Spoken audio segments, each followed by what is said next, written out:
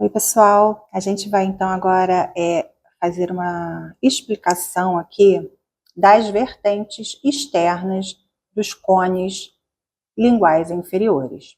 Então, vocês estão vendo que essa etapa, essa fase do encerramento progressivo D2D já foi executada.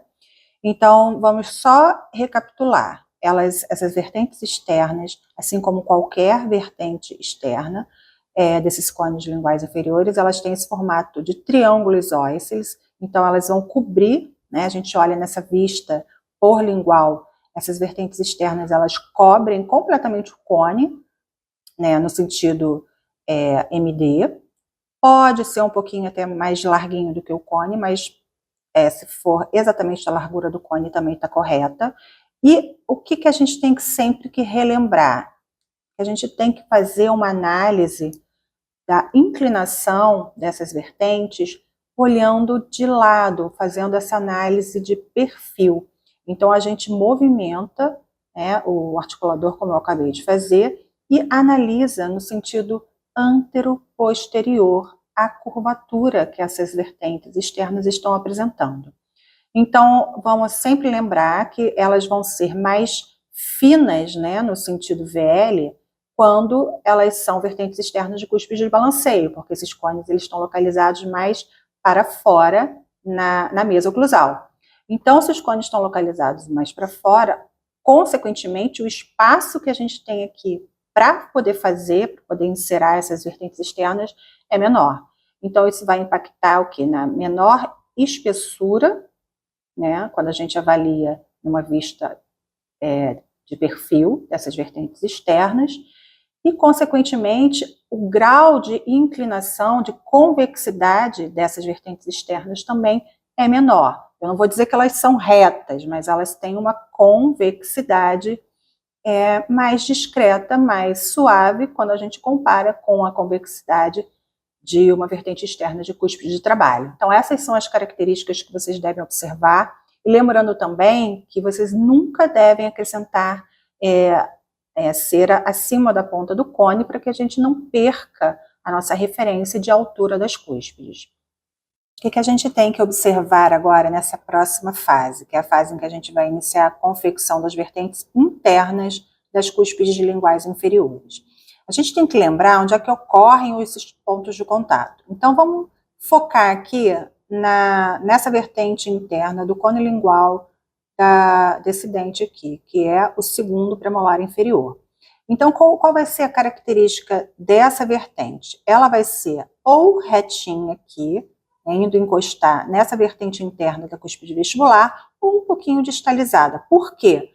Vamos relembrar que o tripoidismo que ocorre aqui na face oclusal desse elemento dentário, ele vai ocorrer, um ponto vai aparecer aqui na vertente interna da cúspide vestibular, o outro na vertente interna da cúspide lingual, e o terceiro ponto, ele aparece aqui na crista marginal distal, né, porque a relação de contato, né, nesses elementos aqui é o quê? É sempre uma relação cúspide-fossa em uma relação distal da maxila em relação à mandíbula. Então, agora a gente vai iniciar a confecção dessa vertente interna, como eu falei, tentando fazê-la ou retinha ou suavemente inclinada para a distal. Agora a gente visualiza a primeira vertente interna de cone lingual confeccionada, que foi essa vertente interna do cone lingual do segundo pré-inferior.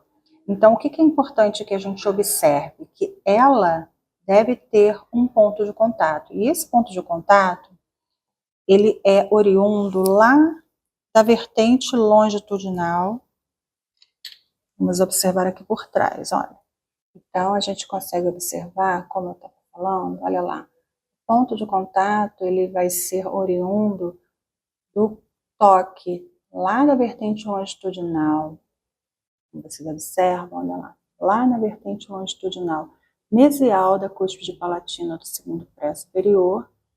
E aí, quando a gente oclui os modelos em MH, essa vertente longitudinal mesial, ela vai tocar a vertente interna da cúspide lingual desse segundo premolar inferior.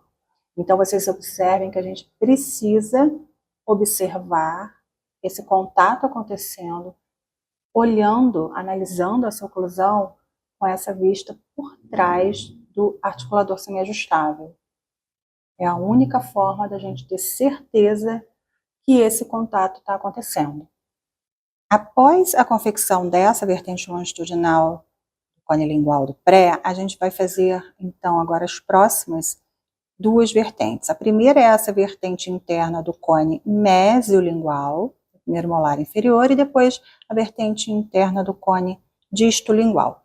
Eu só queria chamar a atenção de vocês que essas vertentes internas, elas têm características diferentes. Então, primeiramente, a gente tem que observar a confecção correta, adequada dessas duas vertentes internas do cone mesiolingual e do cone mediano, né, o médio vestibular.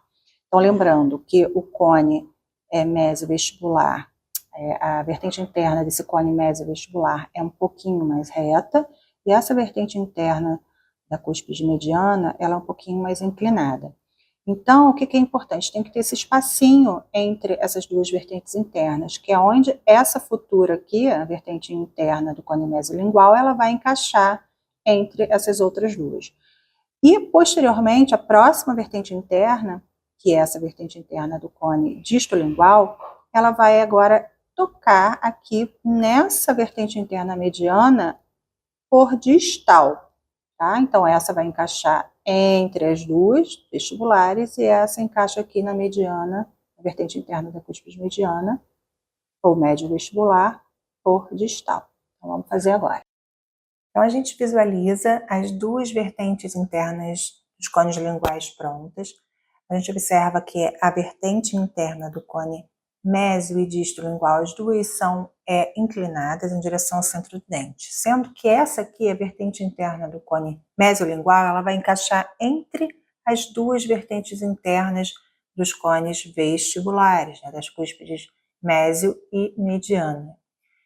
Então, é uma característica importante de ser observada. Já essa outra vertente interna do cone distolingual, ela também é direcionada para o centro do dente, mas ela vai encostar lá na vertente interna da cúspide médio vestibular, ok?